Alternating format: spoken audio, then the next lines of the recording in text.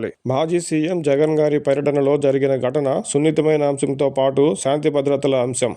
ఇలాంటి అంశంలోనూ పోలీసుల తీరు సరిగా లేదనే చెప్పాలి. పైగా పోలీసులు మొదట్లో వేరొకరి కారు ఢీకొని సింగయ్య గారు మృతి చెందారని చెప్పమంటూ పోలీసులకి వైసీపీ ప్రముఖ నేత తలశిల రఘురాం గారు చెప్పినట్టు ఆరోపణలు రావడం అంటే పోలీసు శాఖ ఇంకా వైసీపీ ఆధీనంలో పనిచేస్తున్నట్టేనని ప్రజలు భావిస్తారు. ఇది కూటమి ప్రభుత్వం యొక్క వైఫల్యం కాకపోతే మరేమిటి?